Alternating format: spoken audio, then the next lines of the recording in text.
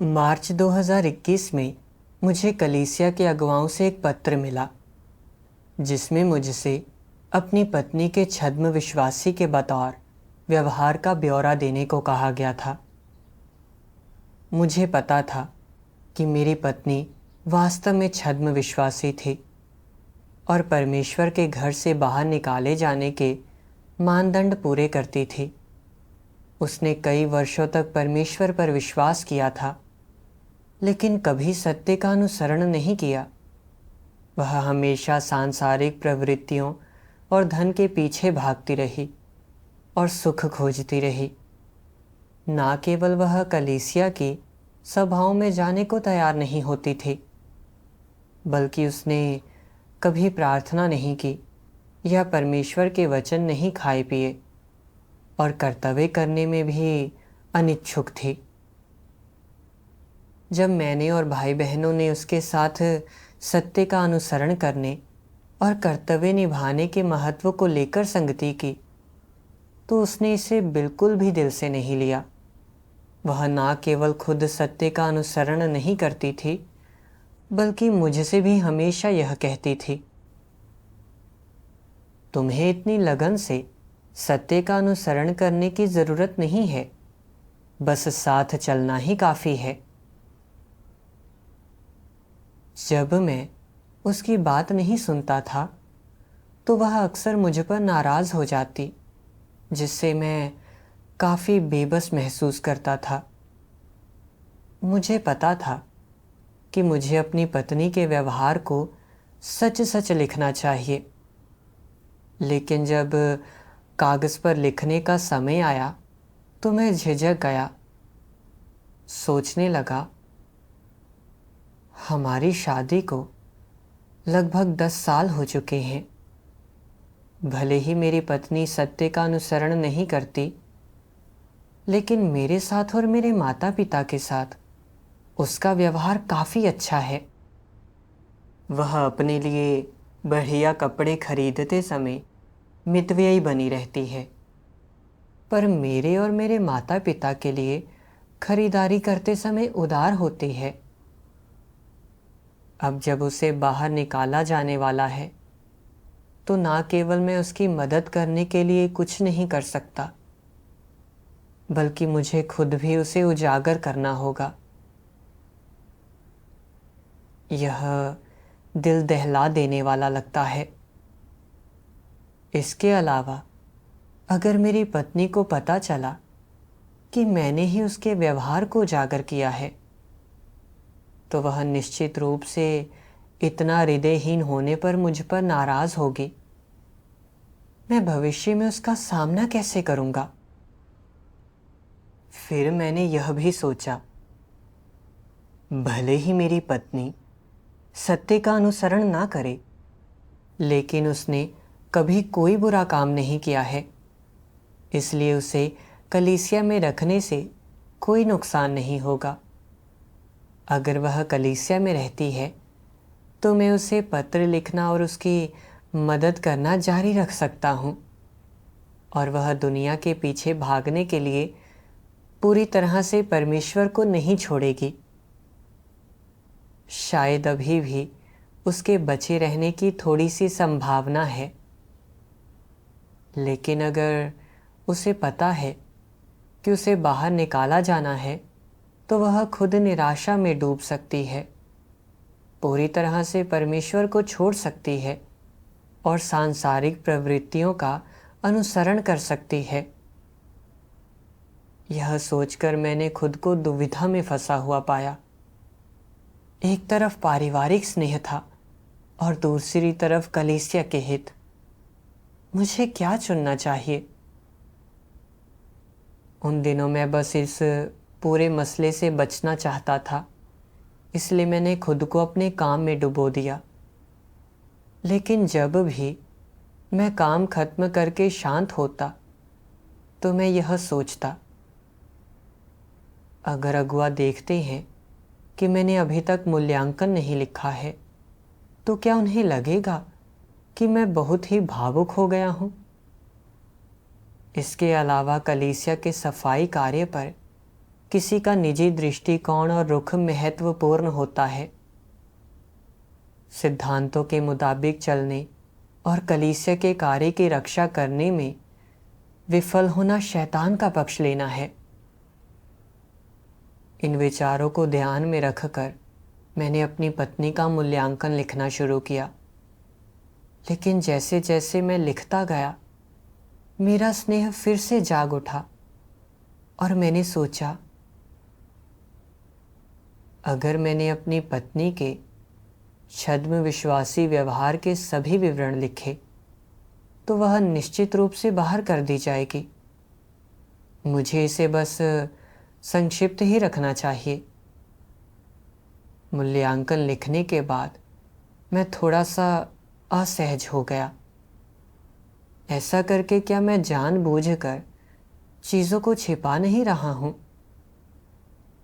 लेकिन फिर मैंने सोचा, कुछ भी हो, मैंने मूल्यांकन लिख दिया है, चूँकि अगुवाओं को पहले ही उसके व्यवहार के बारे में कुछ पता है, इसलिए बहुत अधिक विवरण ना देना ठीक रहेगा। इसलिए मैंने अपना मूल्यांकन अगुवाओं को सौंप दिया। कुछ समय बाद अगुवाओं ने जवाब में लिखा कि मैं अपने मूल्यांकन में अपनी पत्नी के व्यवहार के बारे में बहुत अस्पष्ट था और उन्होंने मुझे इसे फिर से लिखने को कहा। मुझे थोड़ा अपराध बोध महसूस हुआ।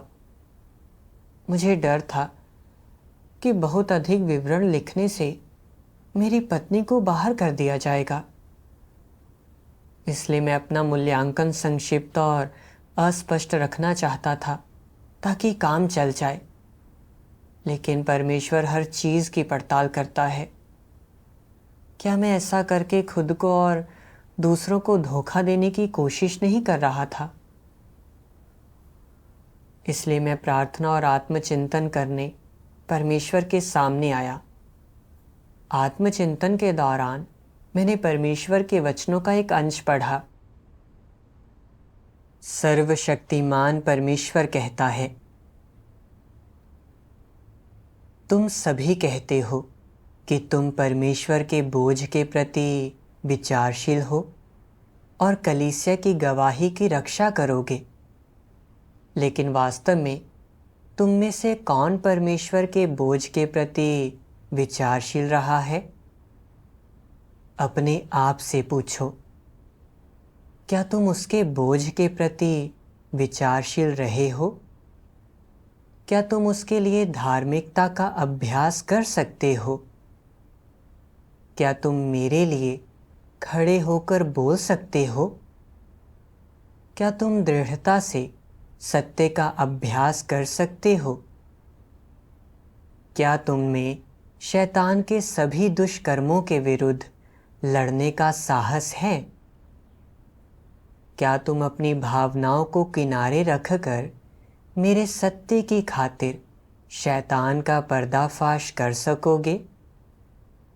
क्या तुम मेरे इरादों को स्वयं में संतुष्ट होने दोगे? सबसे महत्वपूर्ण क्षणों में क्या तुमने अपने दिल को समर्पित किया है? क्या तुम ऐसे व्यक्ति हो जो मेरी इच्छा पर चलता है? परमेश्वर के हर सवाल ने मुझे बहुत शर्मिंदा किया। मैंने परमेश्वर के वचनों के सिंचन और आपूर्ति का बहुत आनंद लिया है और मुझे सत्य का अभ्यास करना और छद्म विश्वासियों को उजागर करना चाहिए था। लेकिन जब अपनी पत्नी को उजागर करने की बात आई तो मैं ऐसा करने के लिए खुद को तैयार नहीं कर पाया और मैंने अगुवाओं को धोखा देने के लिए छल का सहारा तक लिया। मैंने सत्य का अभ्यास करने के बजाय कलीसिया में एक छद्म विश्वासी को रखना पसंद किया। मैं बहुत स्वार्थी था, परमेश्वर के प्रति वफादार नहीं था। मैं ऐसा व्यक्ति नहीं था जो बिल्कुल भी सत्य का अभ्यास करता हो। यह सोचकर मुझे बहुत पछतावा हुआ। इसलिए मैं परमेश्वर के समक्ष आया। मैंने अपना अपराध स्वीकारा और पश्चाताप किया।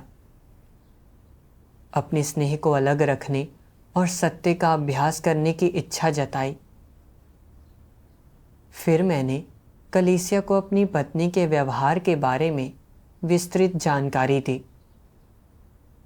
2023 में मुझे पता चला कि मेरी पत्नी को कलीसिया से बाहर निकाल दिया गया है। बाद में मैंने छद्म विश्वासियों के भेद की पहचान करने के बारे में परमेश्वर के कुछ वचन पढ़े और इससे एक छद्म विश्वासी के रूप में अपनी पत्नी के सार का भेद पहचानने में मुझे मदद मिली। मुझे एहसास हुआ कि वह कभी भी वास्तव में परमेश्वर में विश्वास नहीं करती थी। यहाँ तक कि जब वह प्रभु यीशु में विश्वास करती थी तब भी अनुसरण नहीं करती थी। परमेश्वर का अंत के दिनों का कार्य स्वीकार करने के बाद उसकी माँ ने उसे सुसमाचार सुनाने की बहुत बार कोशिश की, लेकिन वह इसे स्वीकार करने के लिए तैयार नहीं थी।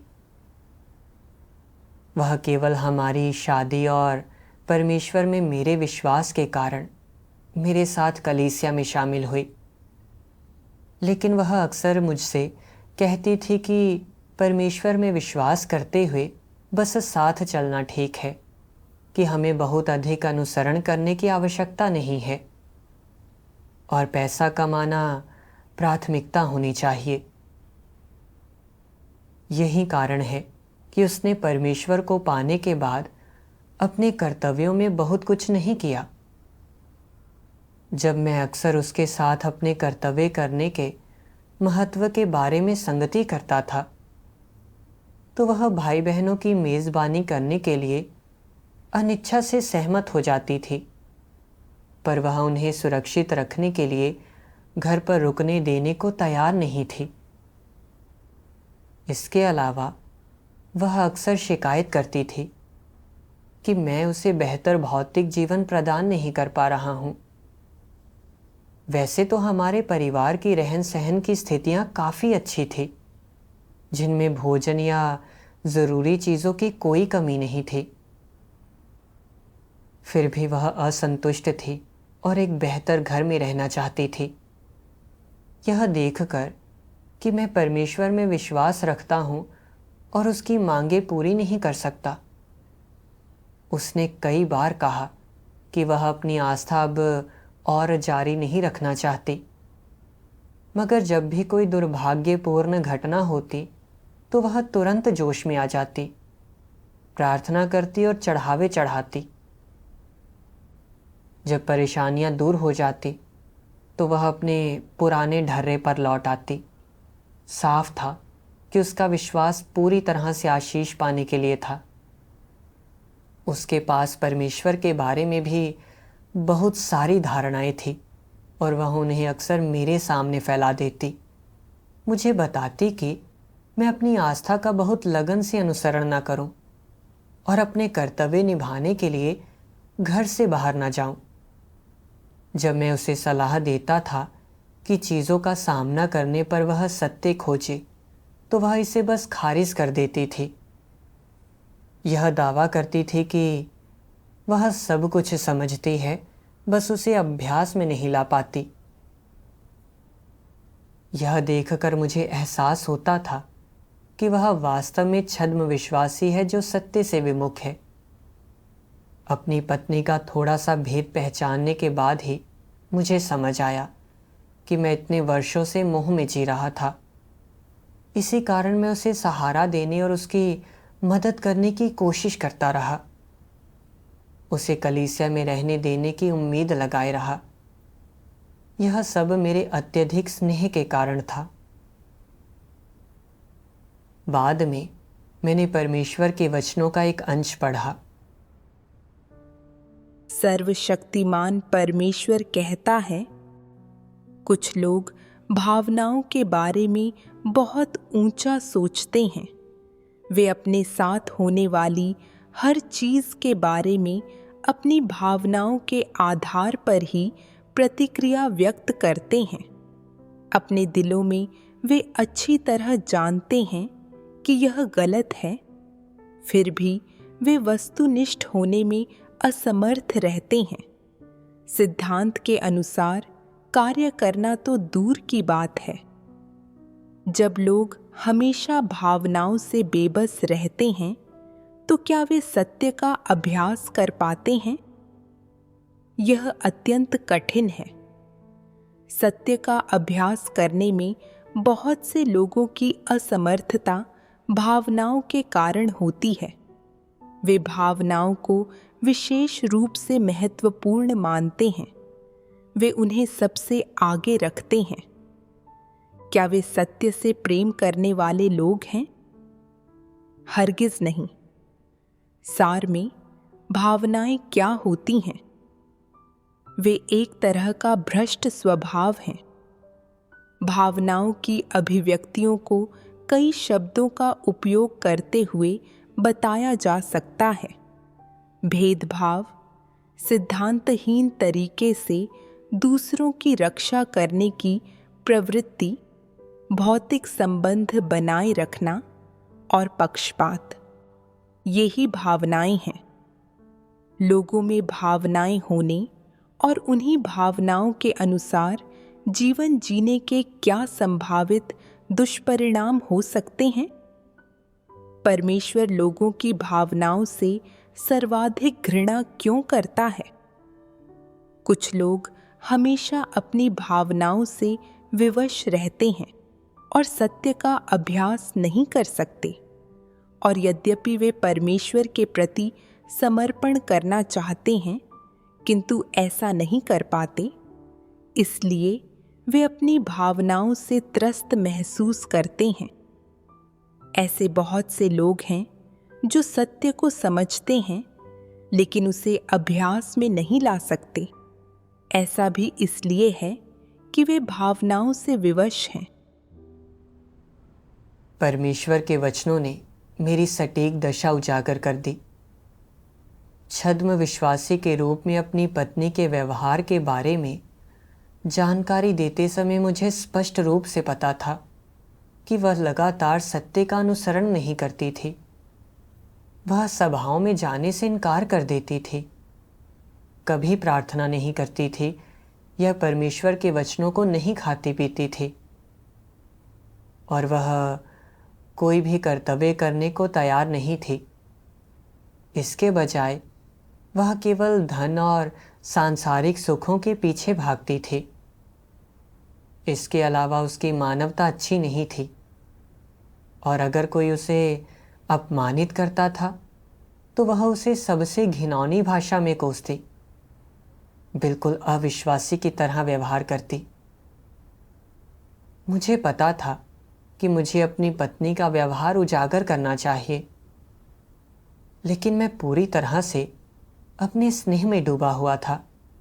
मैंने सोचा कि अगर उसे बाहर ना निकाला गया तो वह कलीसिया में एक सेवा कर्मी के रूप में रह सकती है, अन्यथा वह बचाए जाने का मौका पूरी तरह से गंवा देगी। इसलिए मूल्यांकन लिखते समय मैंने अगुवाओं को झांसा देने के प्रयास में उसके व्यवहार के बारे में जानबूझकर संक्षिप्त और अस्पष्ट जानकारी दी। अपने कार्यकलापों पर विचार करते हुए मुझे एहसास हुआ कि मैं कितना स्वार्थी और नीच था। अगर अगुवाओं ने मेरी समस्या का पता ना लगाया होता और समय रहते उसे इंगित ना किया होता तो मैं अपने स्नेह में डूबा रहता और अपनी पत्नी को बचाता रहता। अगर वह कलीसिया में रहती तो वह परमेश्वर के बारे में अपनी धारणाएं फैलाती रहती, दूसरों को बाधित करती, और अगर भाई बहन उसका भेद ना पहचान पाते तो वे इस बात की संभावना थी कि वे उसकी भ्रांतियों से गुमराह हो सकते हैं। इसके अलावा वह भले ही सभाओं के लिए भाई बहनों की मेज़बानी करती थी, लेकिन वह उन्हें हमारे घर में शरण नहीं देती थी, जिससे उनके लिए सभाओं में खुद को शांत रखना मुश्किल हो जाता था। अब मुझे आखिरकार समझ आ गया कि भावनात्मक रूप से अपनी पत्नी को बचाकर और उसकी रक्षा करके मैं एक छद्म विश्वासी को कलीसिया में गड़बड़ी और बाधा पैदा करने दे रहा था।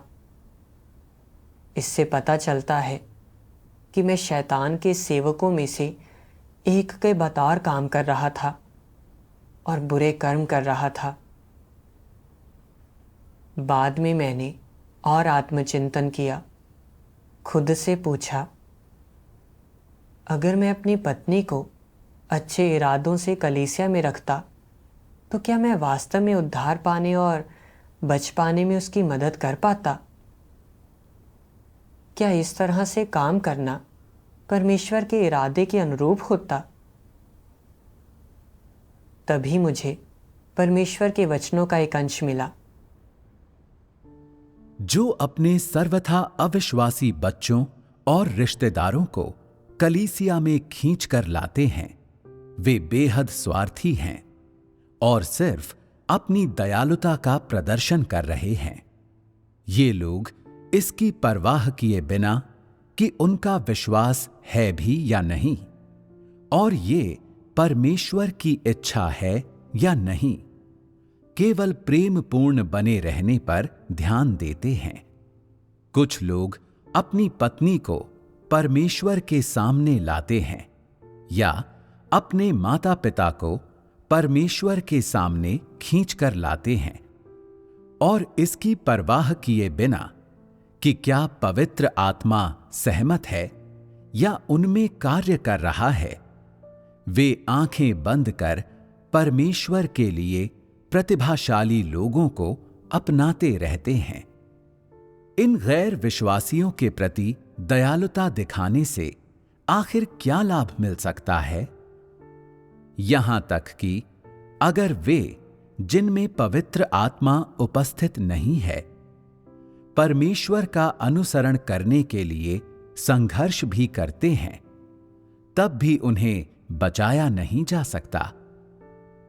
जो लोग उद्धार प्राप्त कर सकते हैं, उनके लिए वास्तव में इसे प्राप्त करना उतना आसान नहीं है।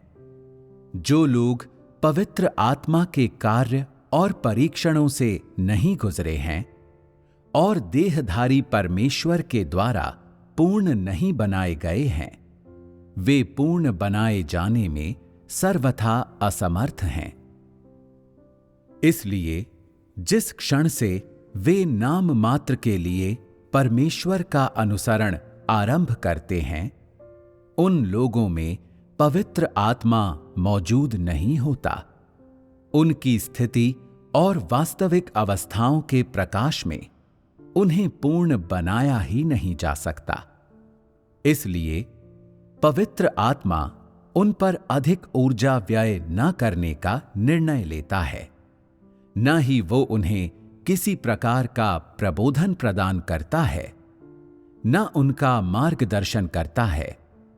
वो उन्हें केवल साथ चलने की अनुमति देता है और अंततः उनके परिणाम प्रकट करेगा। यही पर्याप्त है। मानवता का उत्साह और इच्छाएं शैतान से आते हैं और किसी भी तरह ये चीजें पवित्र आत्मा का कार्य पूर्ण नहीं कर सकती। चाहे लोग किसी भी प्रकार के हों, उनमें पवित्र आत्मा का कार्य अवश्य होना चाहिए। क्या मनुष्य दूसरे मनुष्यों को पूरा कर सकते हैं? पति अपनी पत्नी से क्यों प्रेम करता है? पत्नी अपने पति से क्यों प्रेम करती है? बच्चे क्यों माता पिता के प्रति कर्तव्यशील रहते हैं? और माता पिता क्यों अपने बच्चों से अतिशय स्नेह करते हैं? लोग वास्तव में किस प्रकार की इच्छाएं पालते हैं? क्या उनकी मंशा उनकी खुद की योजनाओं और स्वार्थी आकांक्षाओं को पूरा करने की नहीं है? क्या उनका इरादा वास्तव में परमेश्वर की प्रबंधन योजना के लिए कार्य करने का है? क्या वे परमेश्वर के कार्य के लिए कार्य कर रहे हैं? क्या उनकी मंशा सृजित प्राणी के कर्तव्य को पूरा करने की है? वे जो परमेश्वर पर विश्वास करना शुरू करने के समय से पवित्र आत्मा की उपस्थिति को नहीं पा सके हैं, वे कभी भी पवित्र आत्मा के कार्य को नहीं पा सकते। ये लोग निश्चित रूप से नष्ट की जाने वाली वस्तुएं हैं। इससे फर्क नहीं पड़ता कि कोई उनसे कितना प्रेम करता है। ये पवित्र आत्मा के कार्य का स्थान नहीं ले सकता।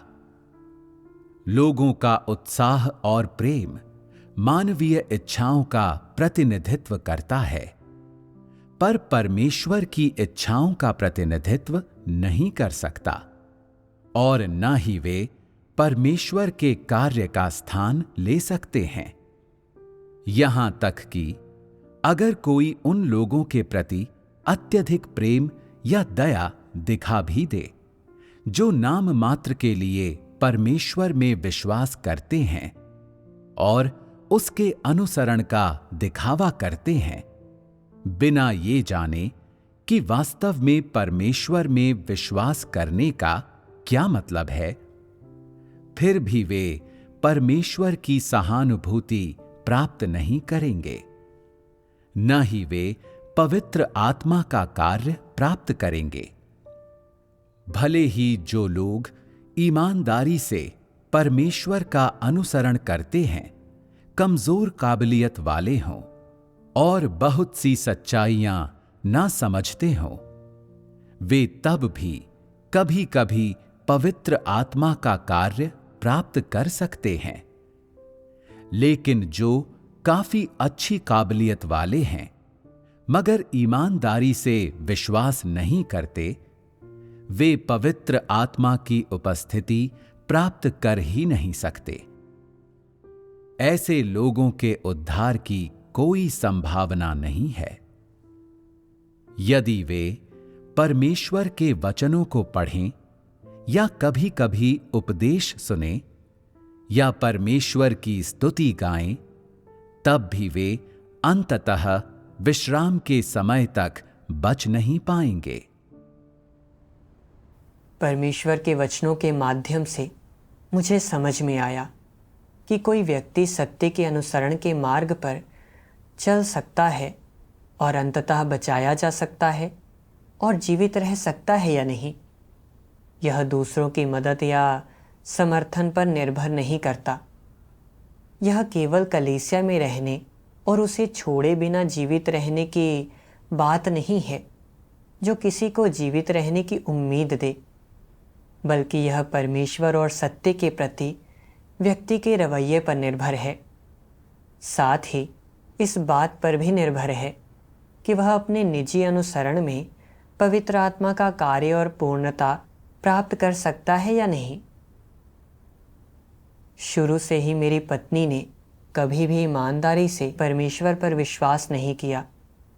उसने कभी भी परमेश्वर को संतुष्ट करने के लिए अपने कर्तव्य पूरे करने का इरादा नहीं रखा और उसने कभी भी कलीसिया की व्यवस्थाओं के प्रति समर्पण नहीं किया।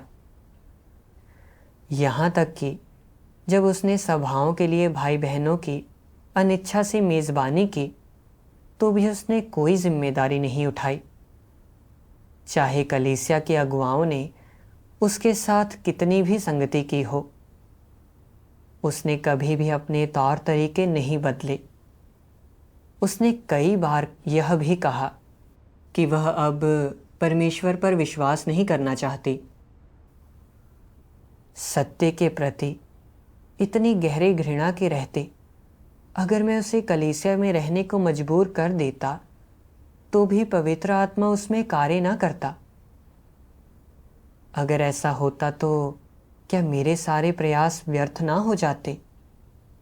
अपनी पत्नी को कलीसिया में रखने की मेरी इच्छा मेरे व्यक्तिगत स्नेह और स्वार्थ से प्रेरित थी।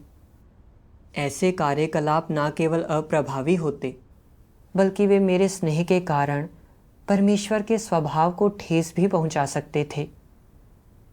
मुझे याद आया कि राज्य के युग के 10 प्रशासनिक आदेशों में से एक में कहा गया है, सगे संबंधी जो विश्वास नहीं रखते तुम्हारे बच्चे, तुम्हारे पति या पत्नी, तुम्हारी बहनें या तुम्हारे माता पिता इत्यादि, उन्हें कलीसिया में आने को बाध्य नहीं करना चाहिए। परमेश्वर के घर में सदस्यों की कमी नहीं है और ऐसे लोगों से इसकी संख्या बढ़ाने की कोई आवश्यकता नहीं जिनका कोई उपयोग नहीं है। वे सभी जो खुशी खुशी विश्वास नहीं करते, उन्हें कलीसिया में बिल्कुल नहीं ले जाना चाहिए। ये आदेश सब लोगों पर निर्देशित है। इस मामले में तुम लोगों को एक दूसरे की जांच, निगरानी करनी चाहिए और याद दिलाना चाहिए। कोई भी इसका उल्लंघन नहीं कर सकता।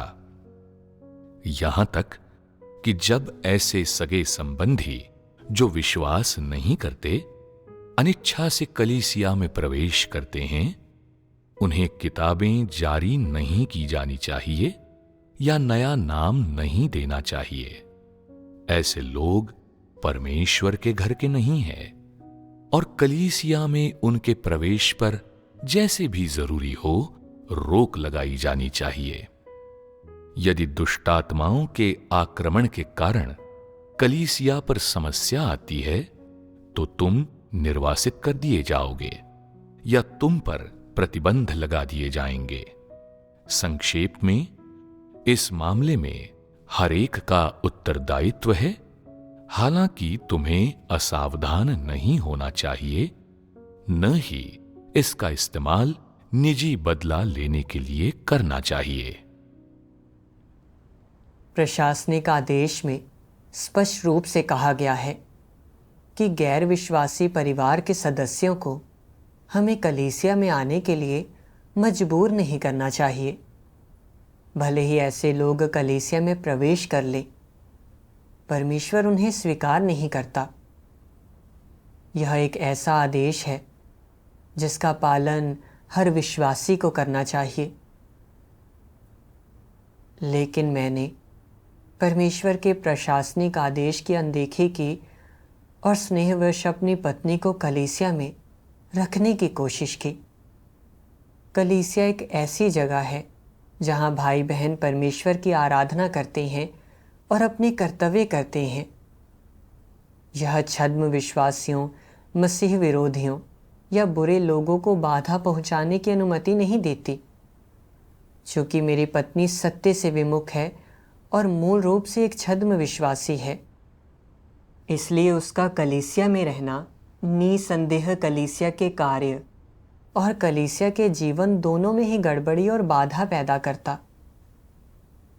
निजी स्नेह के आधार पर एक छद्म विश्वासी को कलीसिया में रखने का मेरा प्रयास, भला यह परमेश्वर के इरादे के अनुरूप कैसे हो सकता है? बाद में मैंने परमेश्वर के वचनों का एक और अंश पढ़ा और मामलों के प्रति अपने भावुक दृष्टिकोण की जड़ को कुछ हद तक समझा। सर्वशक्तिमान परमेश्वर कहता है, अगर कोई व्यक्ति ऐसा है जो परमेश्वर को नकारता और उसका विरोध करता है, जो परमेश्वर द्वारा शापित है, लेकिन वह तुम्हारा माँ बाप या कोई संबंधी है और जहाँ तक तुम जानते हो वह कोई बुरा व्यक्ति प्रतीत नहीं होता है और वह तुम्हारे साथ ठीक से व्यवहार करता है, तो फिर हो सकता है तुम उस व्यक्ति से घृणा करने में खुद को असमर्थ पाओ, यहाँ तक कि तुम उसके निकट संपर्क में बने रहो और तुम्हारा संबंध अपरिवर्तित रहे। यह सुनना कि परमेश्वर ऐसे लोगों से नफरत करता है तुम्हें परेशान करेगा और तुम परमेश्वर के पक्ष में खड़े नहीं हो पाओगे और उन लोगों को निर्ममता से नकार नहीं पाओगे।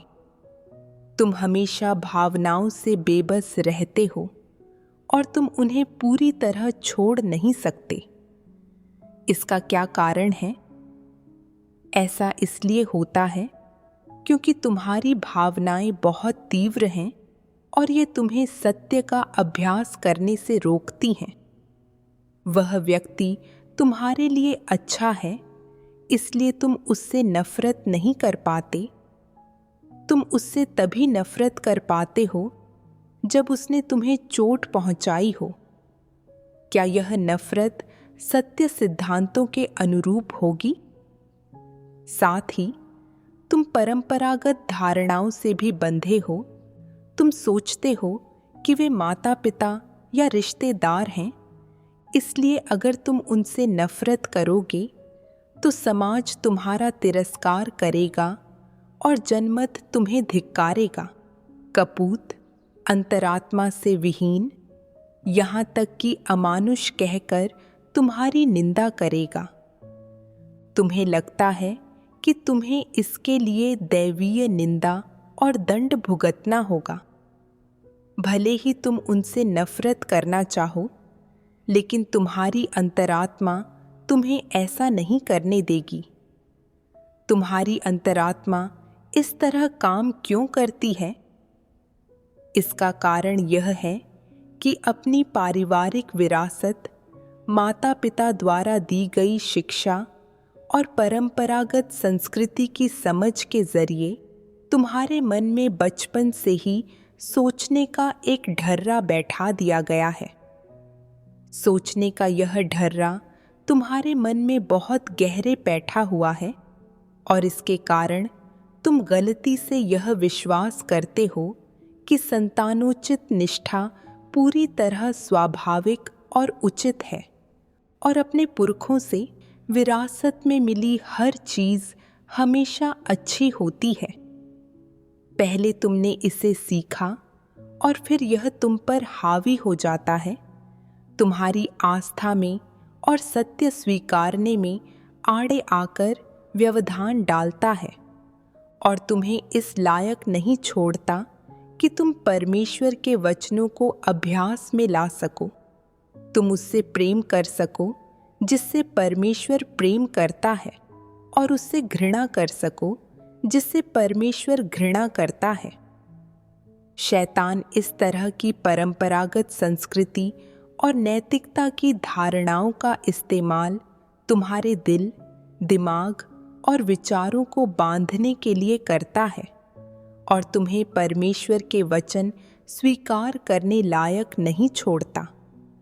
तुम शैतान की इन चीज़ों के वश में आ चुके हो और परमेश्वर के वचन स्वीकार करने लायक नहीं रहे। जब तुम परमेश्वर के वचनों का अभ्यास करना चाहते हो तो ये चीज़ें तुम्हारे मन में खलल पैदा करती हैं। इनके कारण तुम सत्य और परमेश्वर की अपेक्षाओं का विरोध करने लगते हो और तुम में इतनी शक्ति नहीं रहती कि अपने कंधे से परंपरागत संस्कृति का जुआ उतार कर फेंक सको। कुछ देर संघर्ष करने के बाद तुम समझौता कर लेते हो।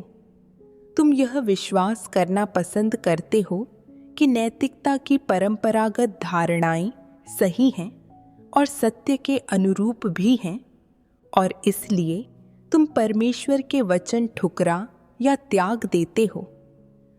तुम परमेश्वर के वचनों को सत्य नहीं मानते और तुम बचाए जाने को महत्वपूर्ण नहीं समझते।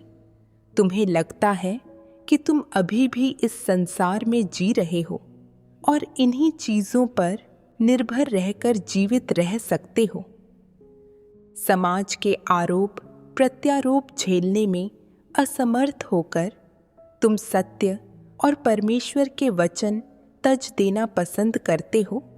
खुद को नैतिकता की परंपरागत धारणाओं और शैतान के प्रभाव के हवाले छोड़ देते हो और परमेश्वर को नाराज करना और सत्य का अभ्यास न करना बेहतर समझते हो। मुझे बताओ, क्या इंसान दीनहीन नहीं है? क्या उन्हें परमेश्वर से उद्धार पाने की जरूरत नहीं है?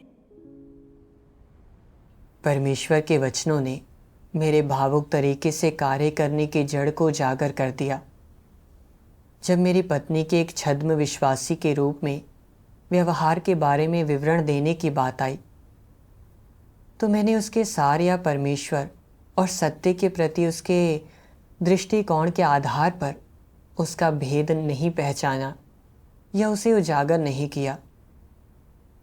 इसके बजाय मैंने केवल इस तथ्य पर ध्यान केंद्रित किया कि वह आम तौर पर मेरे साथ अच्छी थी और मेरे माता पिता की देखभाल करती थी। नतीजतन मैं अपने स्नेह में डूबा रहा और उसकी रक्षा करने और बचाने की कोशिश की। यूं तो मैं जानता था कि मेरी पत्नी छद्म विश्वासी है और उसका मामला उन सिद्धांतों के अनुरूप है जो उसे कलीसिया से निकाले जाने को उचित ठहराते हैं। फिर भी सिद्धांतों पर टिके रहना और उसे उजागर करना, यहाँ तक कि उसे कलीसिया से निकाल दिया जाना, देखने से मैं असहज महसूस कर रहा था। मानो मेरी अंतरात्मा अनुमति नहीं दे रही थी। मुझे यह भी लगा कि अगर मैंने अपनी पत्नी को उजागर किया तो यह उसे निराश करना होगा, और मुझे डर था कि अगर उसे पता चल गया कि उसे उजागर करने वाला मैं ही हूँ तो वह रूखे और हृदयहीन होने के कारण मुझसे नाराज़ हो जाएगी। मैंने आचरण के सिद्धांतों के रूप में खून के रिश्ते सबसे मजबूत होते हैं और मनुष्य निर्जीव नहीं है, वह भावनाओं से मुक्त कैसे हो सकता है। जैसे शैतानी फलसफे अपना लिए थे। इन विचारों से बंधे हुए मुझे एक अदृश्य दबाव महसूस हुआ। मुझे इसकी परवाह नहीं थी कि यह व्यक्ति छद्म विश्वासी है या नहीं, या यह व्यक्ति अगर कलीसिया में रहा तो कलीसिया के कार्य और भाई बहनों को कितना नुकसान पहुंचाएगा। मैंने बस यही सोचा कि जब तक यह व्यक्ति मेरा रिश्तेदार है मैं उसे उजागर नहीं कर सकता।